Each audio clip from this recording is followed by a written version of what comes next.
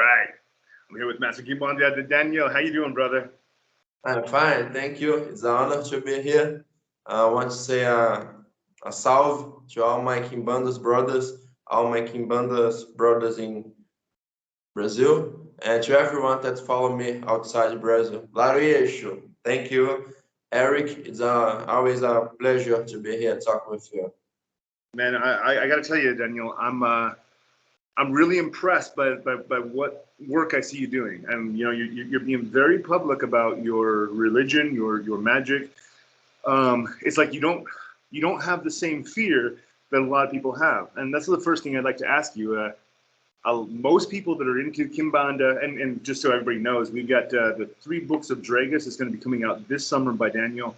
This goes into Eshu, Pomba, Gira, Draggus, how to work with the devil, literally the devil. So this is some hardcore stuff. But the first question I want to ask you is, why aren't you afraid? Because everybody else seems to be afraid to reveal this information. All the Quimbanda practitioners, Santeria practitioners, every one of these paths, it's like they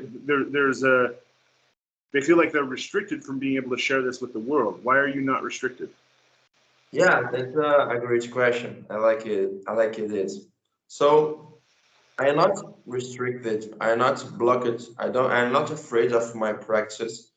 First, because it comes from my blood, my grandfather, the blood of my grandfather. I have like a purpose. In Quimbanda, we have like the priests of Quimbanda that are called masters. In Portuguese, it is mestre, or they are also called tata. Tata comes from the African language Umbundu, that means father, like in the Santeria, the padre, the priest of Santeria. So we have these masters, these priests of Quimbanda, and these masters, they are like the leaders. I am the master of my house. I have one house of Quimbanda, na Casa de Quimbanda. In this house, if I am not, if I am not bold, how my initiated will be bold? If I am not bold to come to show my work, to do my sacrifice, to do everything I do, because it's a Brazilian culture, it's a Brazilian tradition, it's a Brazilian religion. The animal sacrifice, the spiritual possession, all of this stuff is of our culture. It's I know there's a lot of people that are afraid. They are afraid for some real reasons, like recently in the Brazil, a witch. She was not a witch, but the media said she was a Quimbanda, said she was a witch. She gets killed by another people, by another citizens here in Brazil.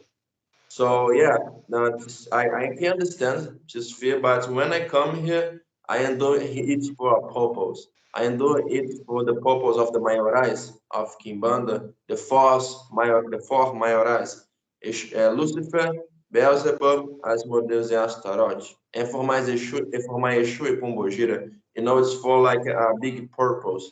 That's why I'm not afraid of what I do. Oh, that's beautiful. That's beautiful. And I do feel the same way about myself, where it's like it is dangerous, it is risky to come out to the world as being anything powerful. People are normal people are afraid of power, and so when a normal person like you or me just comes out and we say, "Here's power," a lot of people get afraid of that, and there are attacks and stuff. And I've thought about that myself, like. My life would be easier. My life would be easier if I just went and got a regular job and I stopped talking about magic. But I'm not here to have an easy life. I'm here with a purpose. So yeah. Do you feel like the spirits that you work with and the gods that you work with have given their blessing for you to take this information and do what you're doing with it? First, I want to say, like, even though I don't know you personally, when you speak, it's like you are speaking my words. There is a music of the heavy metal bands that say something like that. That everything is special is destroyed by people with enviness. Like everything that's bright a lot, everything that have power. People that don't have power, they try to destroy it. you know. So Yeah, I think Exu e Pombagira, they reward me for everything I do. You know, because I am the master of my house. So when I am spreading and sharing the words of Exu and Pombagira, of my Exu and my Pombagira, they receive power in the spiritual plane. We have in Kimbanda we have this conception like there is the maiorized kingdom, the maiorized being the four demons. Again, Lucifer, Astaroth, Beelzebub, Asmodeus. These four maiorized, they are connected with the four directions. So Mm, all the Exus and Pombogiras of Kimbanda, they obey the maiorais. And some Exus, they work directly with a demon. So when you have a desire to work with a demon, for example, if you like Beelzebub or if you like Lucifer, and you work with a Exu or Pombagira that is connected with that demon, your connection will become greater with that demon. For example, my Exu Capa Preta, he's very connected with Beelzebub. When my Exu comes to possess me, when my Exu comes and dance on the fire, I don't get burned. That fire is connected with with Beelzebub, with the infernal fire, and that power that rewards when I do my giras de Exus. The giras de Exus is the ritual where it gets possessed. We have the drums, we have all the materials, we have the organs. The organs is the person that plays the drum. We get possessed, and when we have this fire test, fireproof, we do this proof because there's a lot of people that they lie. They are like scams. They lie that they are possessed by a shoe. So when you receive your shoe, you need to dance on the fire when you are possessed. You need to dance on the glasses and not get hurt. That's how mm, you prove you have your shoe. And yeah, that takes years it to happen. It's not like that. It takes years to happen. So, because I am doing the work of a Shura Pombogira, I know in my real life I have proof that the mayoras reward me with prosperity, with money, with success, with growing. I did put little things in my second book, our coming book that will be published by Become a Living God, the Trilogy of Dragons.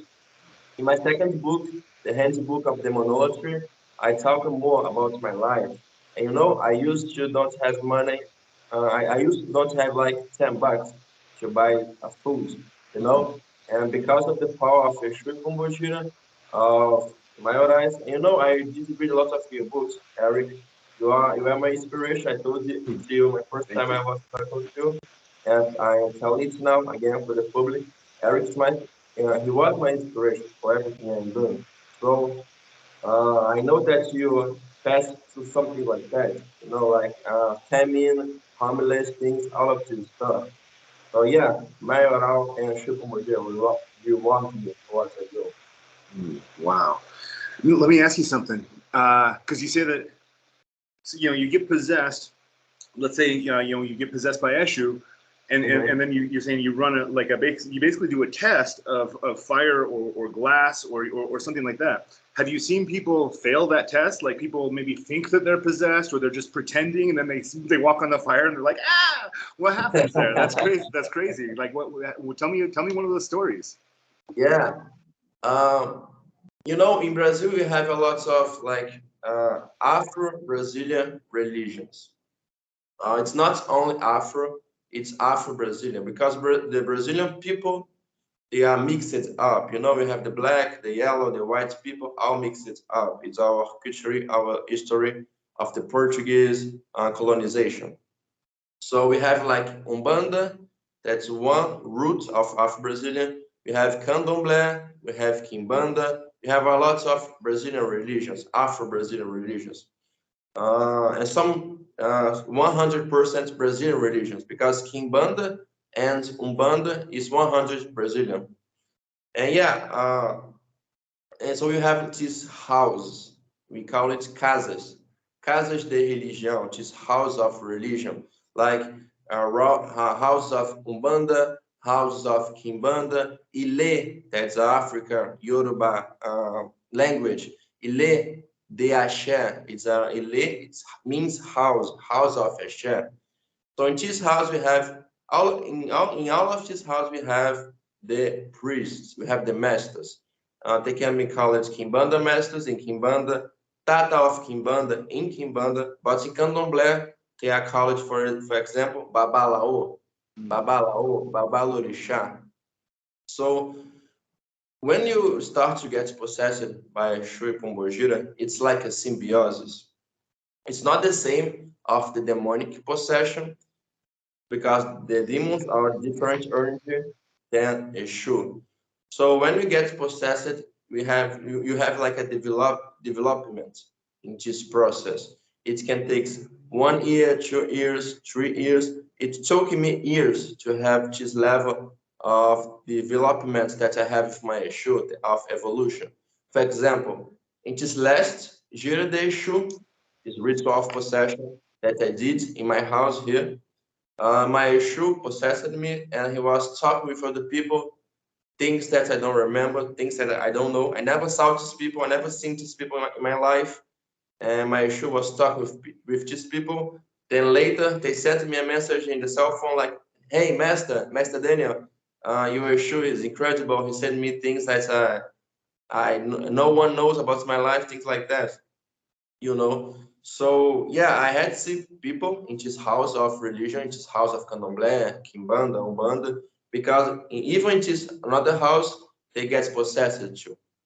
So the priest, the master of that house, puts the fire. It's like he spreads all the fire on the temple, and they choose in the rhythm, in the song of the drums, they need to dance. So they come dance on the fire. I sent you some videos, to Eric. So they dance on the fire, and I it's funny because I had like two people in this gira de Exu, in this ritual. In the moment that the master said to them to take Exu, to dance on the fire, they says, no, I need my they call it like my boy.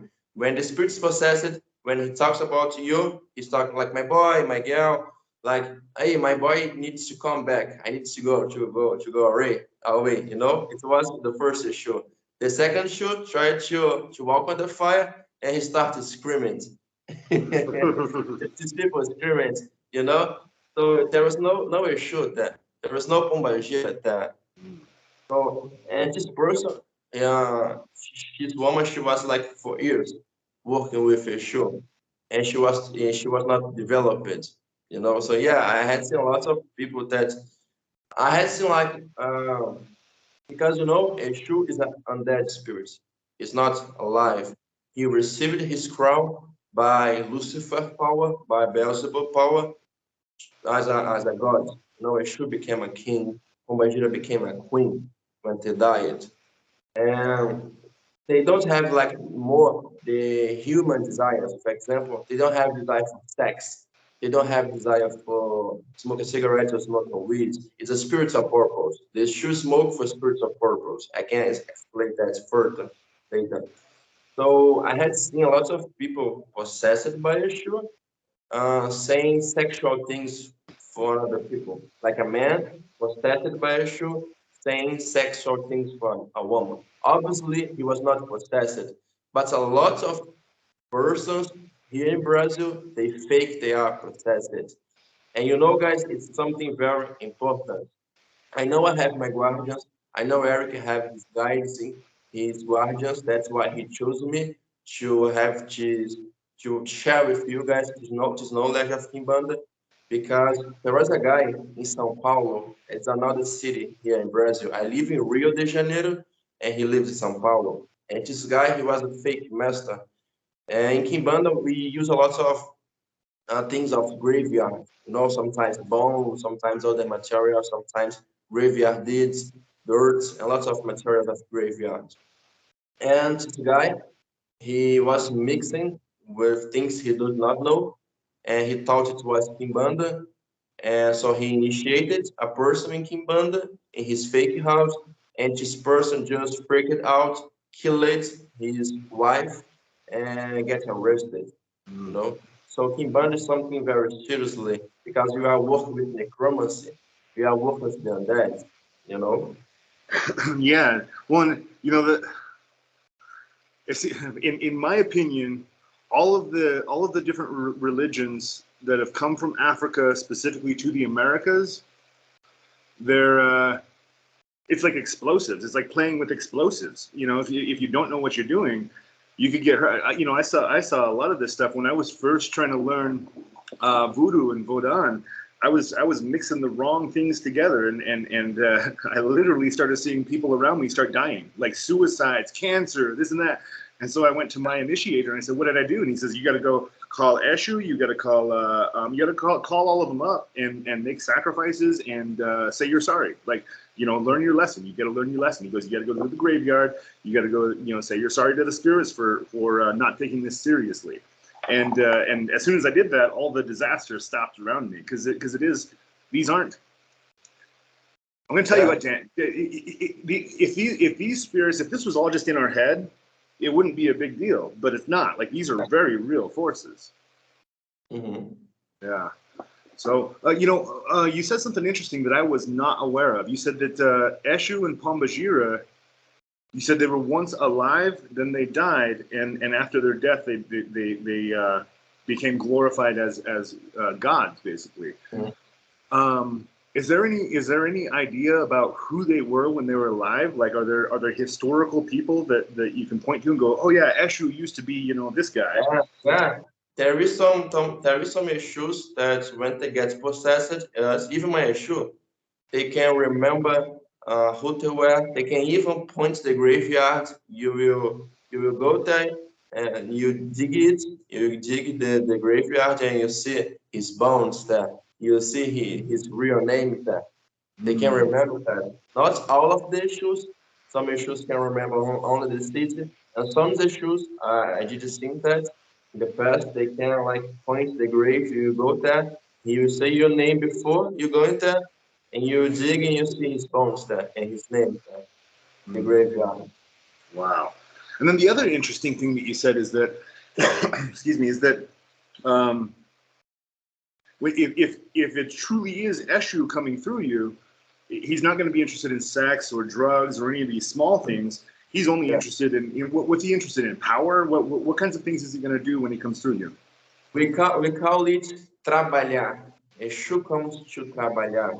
Trabalhar, translated to English, it's like working, but it's not working like an business, like having money, all of this stuff. No, he comes to work, to do a spiritual work. For example, to open the portal to Mayoral, to do a curse spell in the Giras de Exu, to save someone from death, to do a prosperity spell, to do everything of his magic. And in Quimbanda, the Exus and Pombagiras, for example, Maria Mulambo. Mulambo in Portuguese is a slang. It is a slang for someone that's very not poor, but someone that's near to poor people, the homeless people, and what it means. I will explain now.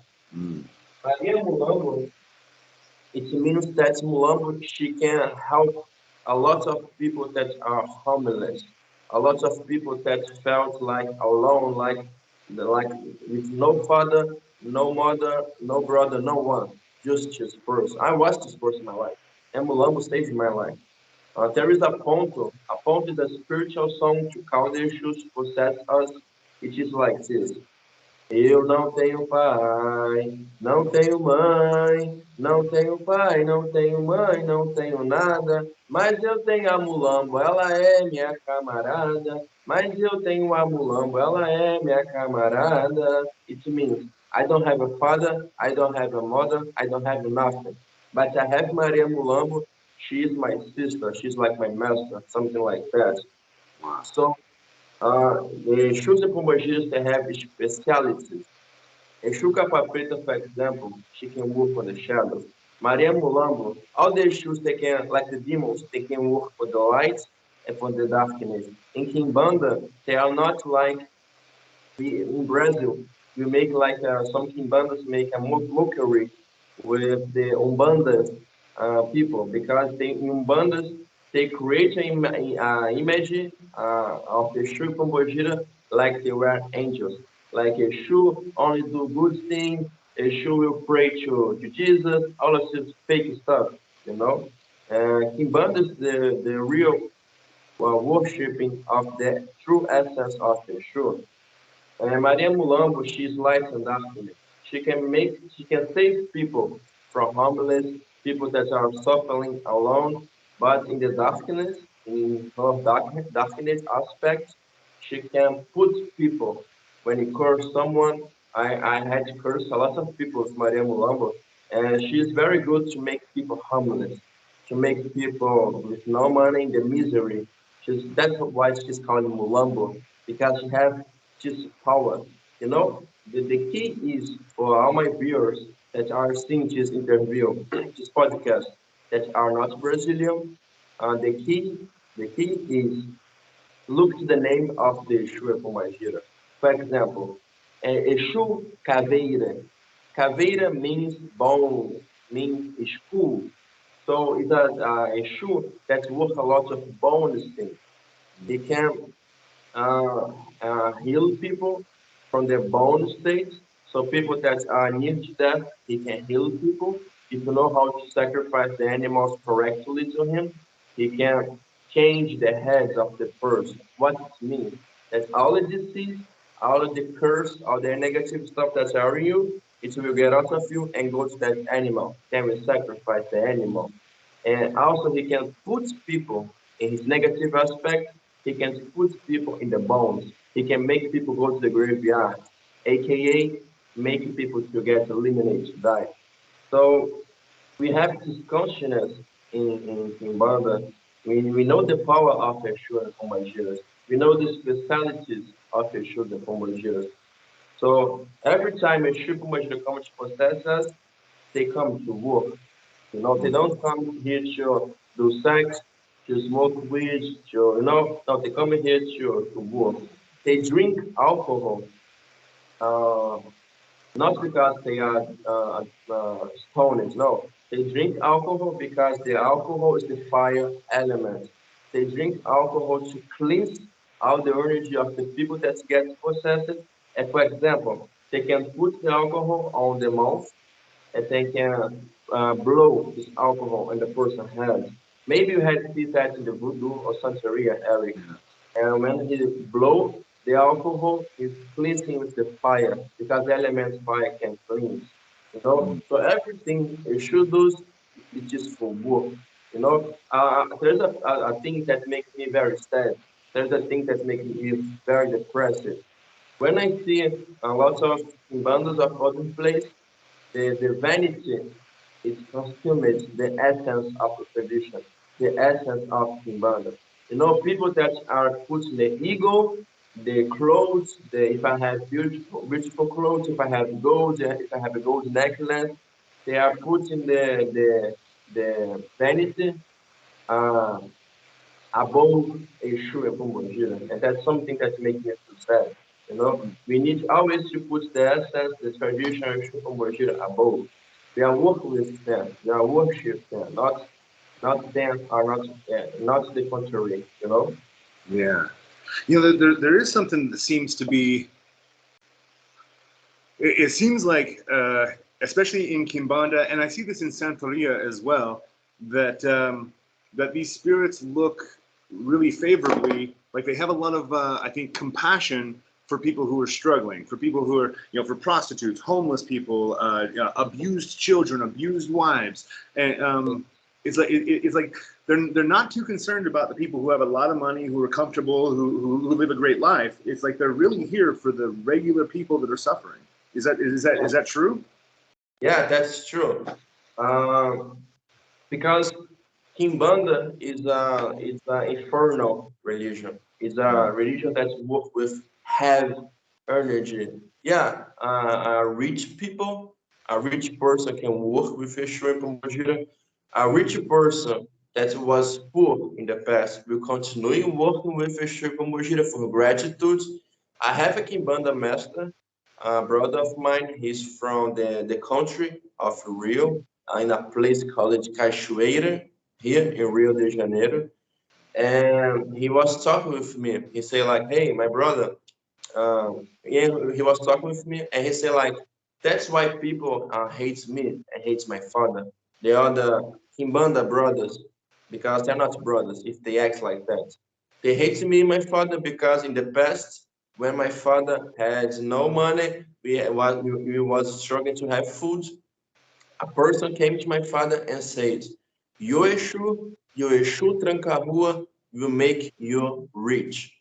And 10 months later, the father of this brother of mine, he was rich with a big enterprise, a big business.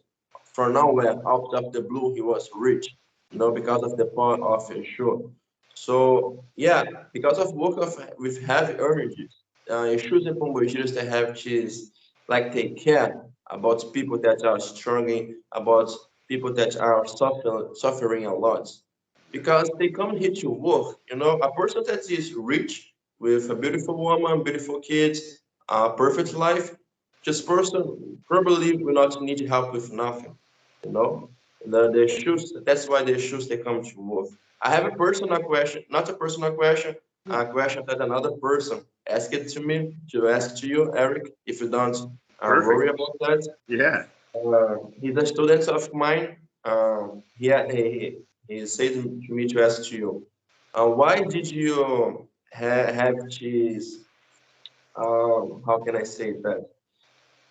This desire for Kimbanda, this, I don't know the word, but I think you are getting the vibe. This desire for Kimbanda. What did you see in Kimbanda that you did not saw in other traditions? Whew. Okay, so to me, it feels like it's pure. Um, a lot of the other African traditions that have come to the Americas have mingled really heavily with Christianity. Kimbanda maybe a little bit, but not too much, and so there's a purity. Another thing I like is that it's not just about the African tradition, but it's also, like you said, it's the Brazilian tradition. That it's merging a lot of what's gone on with the indigenous people who were already in Brazil. They already had their religion. They already had all these beautiful ways of interacting with spirits, and so because the big thing I'm seeing is like a lot of these cultures, it's like it seems like the African tradition came, the Christian tradition came, those two kind of came together, and that formed the religion. And with Kimbanda, it seems more pure. It seems like a more pure interaction there. Another thing to answer that question is, it's not just me that has this desire for Kimbanda.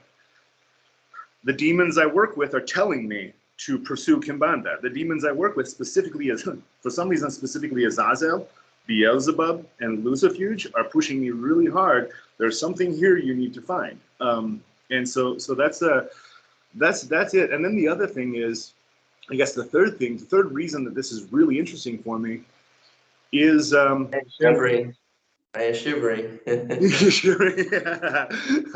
The other reason is Pomba Gira. Pomba Gira has saved my life. She's destroyed enemies. She's gotten me out of legal problems, and she and she's really sweet. She has a really sweet personality. Like a rose, a red rose.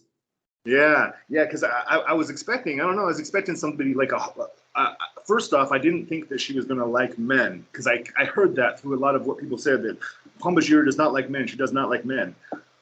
She likes she'll like you if you respect her, if you approach her with respect and love, and so those are really the three reasons I think that this is so interesting for me. So yeah. You've mentioned blood sacrifice, animal sacrifice a lot. This is something this is a necessary part of this religion, right? Yeah, it's very fundamental. The animal sacrifice. Let me see if I can show you something. Yeah, give me 1 second. Let me show Yeah. you.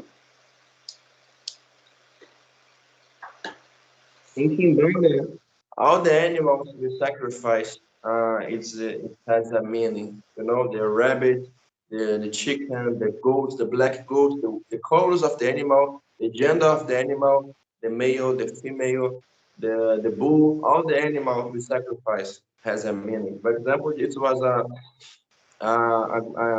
baby goat I sacrificed in Quimbanda to Asmodeus, Maioral Asmodeus.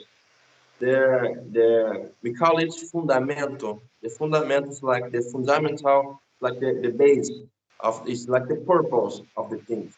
For example, in Kimbanda we don't call it shrine, we don't call it altar, we call it assentamento. The assentamento is where is the place where you have like all the energies. It's like we put all the elements of the macrocosmos, so of the Gira, in the microcosmos.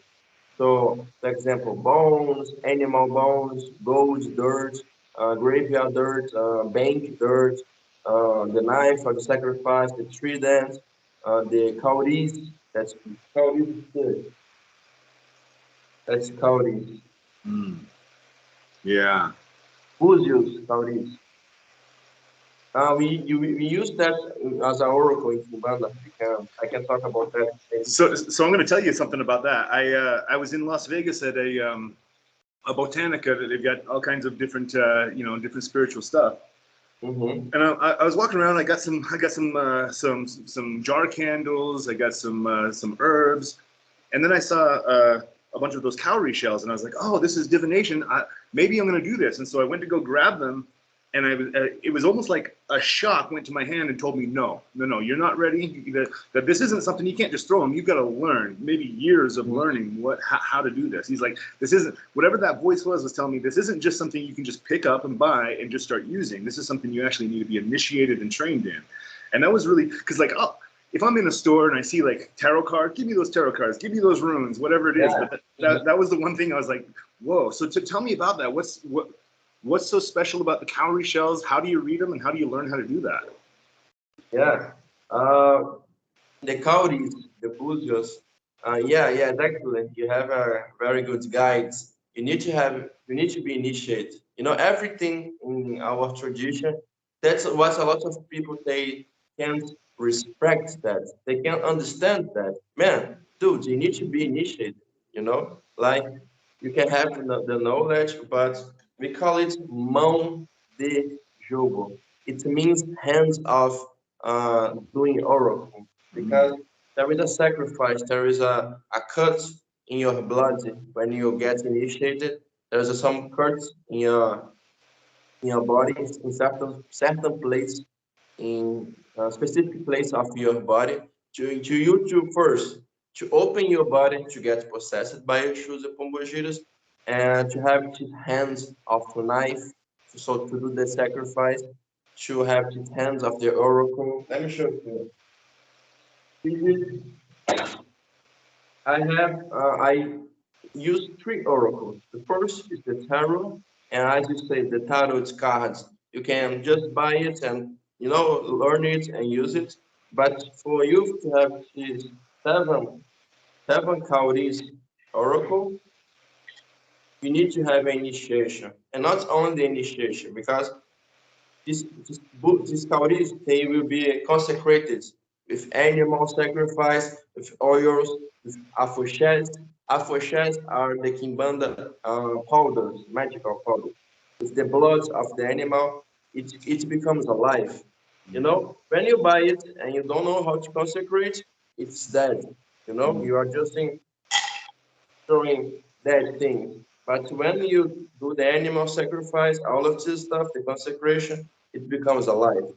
And we read it, we do the prayers, all of this stuff, and then we throw. And when we throw, we can read it. For example, it's open. This side is open. Yes, it's open. In the only the surface. Yes, open. No, it's closed. This side is the closed side. So when we throw this cowrie, When we do the initiation, we get the hands of the oracle, and our master teach us. Then we can do this consultation with the caudies for other people. I have also another oracle. Let me show. Yeah. This is a real black goat leather that I sacrificed. It's not fake, it's real. I sacrifice these goats and I take out the litter. And these bones, animal bones. This oracle, it's a secret in Quimbanda. A lot of Quimbanda house, even Quimbanda house don't know about this oracle. Uh, Let me. That's only thing that this oracle of bones, it's mechanic. You know, you have the consecration, all of this stuff, then you throw the bones, and with the position of the bones, you will start to read. You know, you will read that oracle. Yeah. No, that's a. So I've got a plate.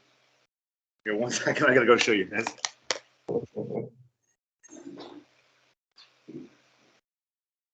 So I've got something kind of similar here from Voodoo.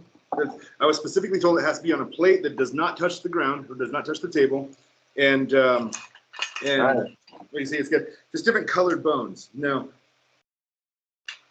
yeah, I look at them and I'm like, okay, the black bones mean something, the red bones mean something, the white bones mean something, but more than that, when I made these, it's made with 2 chickens. You take 2 chickens, you get a veve of the oracle spirit, light some incense on the middle of that veve, and then hold the chickens over that, and you do the consecration so the spirit comes up into the chicken. And then you cook the chicken, and for 3 days, you have to eat both of those chickens and nothing else. You can't drink milk. You can drink water, that's it, water and chicken. And so when you're eating the flesh of the chicken, the spirit is in the bones and the spirit is in you. It's the same spirit in both. And so that way, when you look at the bones, it's not my mind, it's actually the spirit that's seeing things. So it seems like you're doing something similar where with the consecrations, you're being possessed and the shells are being possessed. Like there's a possession of the same spirit in both things. Is that right? Yeah, that's right. That's correctly. Okay, cool. That's correctly. Nice, awesome. One big question I have for you, because this has actually been confusing for me. When I was working with Azazel is the one that told me I needed to learn voodoo. And I was like, how do you even know what voodoo is? And he was just, trust me, he said specifically you need to go seek out Papa Legba. So I worked voodoo for a few years. And then after it was over, Papa Legba says, it's time for you to go back to Azazel. And I was like, how do these spirits even know about each other? It seems like they're from completely different parts of the world, completely different cultures. But like you're saying, they interact almost like, I don't know. It's not like they're the same family, but almost like relatives of some sort. I don't know. What do you make of this? Why do the demons work with these Quimbanda spirits so much? Yeah, that's a great question. A good, great question. Well, it's because we need to understand the system. Okay, we have the kingdom of Quimbanda. The kingdom of Quimbanda is the dimension of the demons, right? The demons, they have a purpose, they have an agenda. Lucifer, Beelzebub, Astaroth, and Asmodeus in Quimbanda. They have a purpose. They are the lords of the evil, the lords of darkness. So, and should the Pombogiras, when they died, they were a person in this life, like me.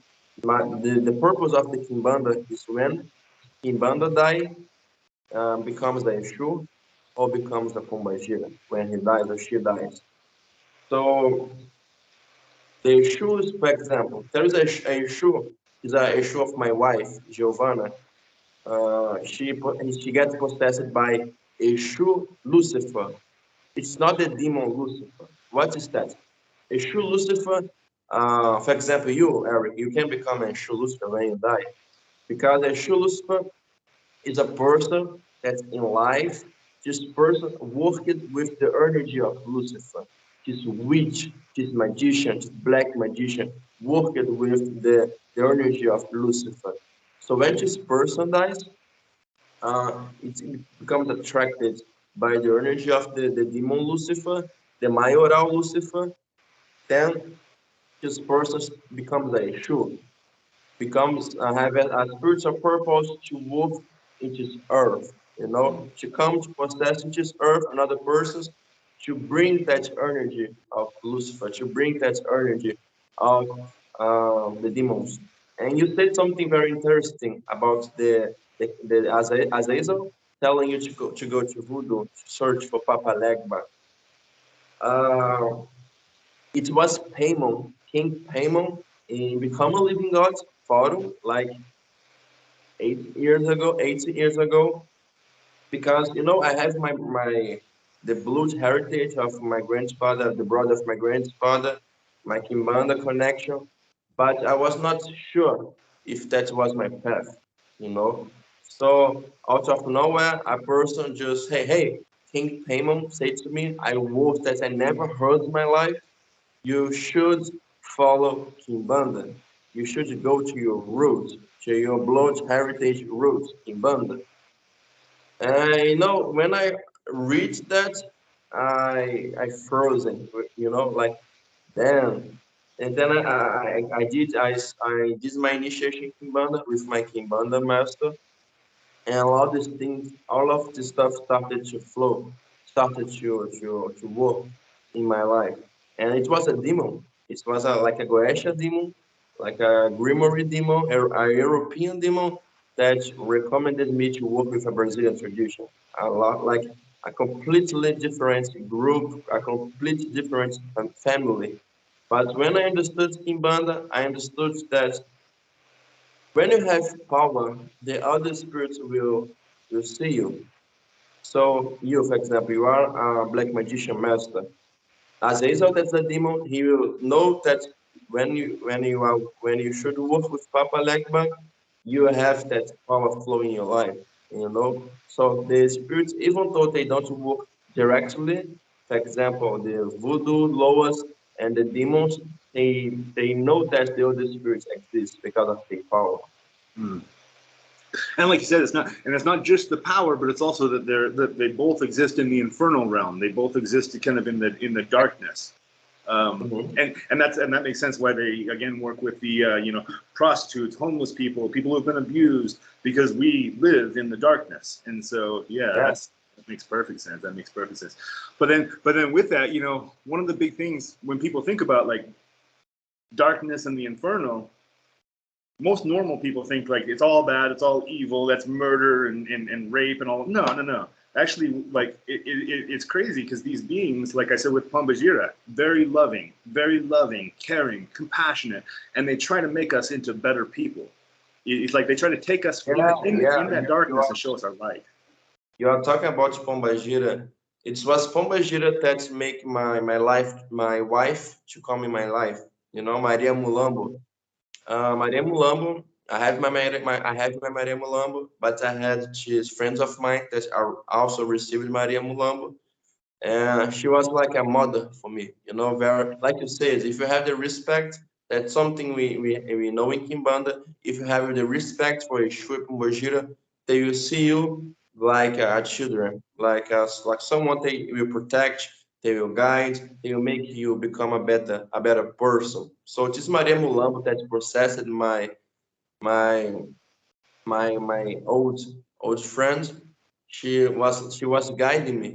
She was like, hey, you should not sleep so later, you need to work, you need to have money, all of this stuff. And I put my second book. I did not have a father or a mother. My mother and my father, they are crazy. They are completely crazy. So it was only me and the spirit. Sometimes I almost became homeless, and from nowhere, malandro is the class of Kimbanda spirit. Like we have Exu, we have Pombagira, and we have the malandros. It's another class. So this class of spirit, out of nowhere on the street, this person get possessed by Zé Pilintra, and this Zé Pilintra start to talk with me all of my life, all of the stuff that I did not say to anyone. And Zé Pilintra, this malandro, helped in my life, saving me. So I was talking about Maria Mulambo. In the moments of my life, I was like, Maria Mulambo, I want a woman. I want you to bring a woman to me, and I want this woman to be a Quimbandera like me. I want her to sacrifice animal, to do all of this stuff, and to not be a coward, you know. And she laughed, you know, the Pomba Gira laughed, and she said she would help me. And she, you know, she bring my wife to me. You know, my wife do all of the stuff that I do. She is not afraid of the animal sacrifice of Quimbanda. I put her, I guided her to be initiated in Quimbanda, and now she's working with me with Quimbanda too. So Maria Mulambo, the Pombagiras, they have their energy is very sweet, you know. They are like a real witch, because a witch can be your worst enemy, but if you work with this witch, this magician, with respect, with dedication, with loyalty, this witch, this pombagira, will become your best friend, you know, your master that will guide you, bring everything to you. You know, everything that I have, this temple, this house, all the prosperity, all the money, all the success, everything that I have, the food to eat, the water to drink, it's because of Pombagira and because of you, sure. Everything that I have. And the Pombagiras, they can become not like uselessly, like they like you so much that they don't want you to abandon her, to abandon them. When I knew my wife, another Pombagira uh come to talk with me. She says like, hey, you are knowing this woman will be coming alive, but you need to go to your house and say to your Pombagira, you will not abandon her, and you buy one red gold, three chickens, you sacrifice, you do a pade. A pade is a very common food in Kimbanda. You give roast to her, you do this animal sacrifice, and you say this words to her, you know. And I did that. I buy all the animals of the stuff as I did the sacrifice. Then after I did that, it was like Maria Mulambo like approved my wife, my life, you know. Yeah. You know, that kind of makes me think about something you were saying a minute ago or a few minutes ago about when we were talking about that these spirits are, they care a lot about the people in darkness, people, you know, who, you know, poor people, homeless, etc. And you said that when these spirits do make you rich, if you go from poverty to wealth, that your practice then needs to become gratitude. And that's a huge thing, because you're sitting here telling me about, you know, the food you eat, the water you drink, the wife that you love, all of these things are brought to you by these spirits. And one of the biggest things I've seen, if you don't respect that, if you don't say thank you, if you don't stay in a state of gratitude, those things will be taken right away from you. Yeah, they can take out all of these things. Yes. Yeah, and a lot of a lot of times with that, because I've seen that, like you said, it's almost like a parent. Like they take it away from you, and then they'll tell you, you know why you did, you know what you did wrong. Now let's talk about this. So that's yeah, yeah. No, that's cool. Well, I've got to let you go and get onto a consultation here in a minute, but I want to remind everybody we've got the 3 books of Draggus. Okay, before we close up here, tell people about Draggus. Who is Draggus, and why is this important? Okay. Draggus is when I was 16 old, I had an astral projection of Draggus. And Draggus, he said he was a Egyptian, a Sumerian, like a Sumerian spirit, a Sumerian priest, and he would become, and he is my guardian demon, and he would guide me through this life. And after I knew Draggus, all the things in my life start in the magical path start to come in my life. The knowledge, the power, the persons, the contact, the books, everything starts to bring in my life. Draggus is a personal demon. He's my personal demon. It's my magical name. Draggus has a purpose. The purpose of Draggus is to bring the black gods back to that dimension, to take out the injustice of Jehovah, to bring the justice, the light of the knowledge of the magic of Lucifer. Everything that I do in my work It's for you. It's for you that's suffering. It's for you that's suffering injustice in your life. It can be in the love affair. It can be in money. It can be in everything, even your enemies. Dragos, as are the shoes of Pomba Gira, is not afraid to eliminate, to destroy your enemy if you want to. If you want to destroy that person that bring injustice in your life. We're gonna be releasing in this summer the Trilogy of Dragons, and we have a lot of knowledge in demonolatry, in Quimbanda, in Exus and Pombagira, even how to create a firmeza to Exu Marabu. That's a secret of Quimbanda. A secret of Quimbanda that you will find nowhere, nowhere you will find that. And Dragos is like my most uh, deeper connected friend of mine, like a demonolatry, a Luciferian master. Every enemy that I needed to eliminate, every blockage I needed to destroy, everything I share it in my book, the Trilogy of Dragons.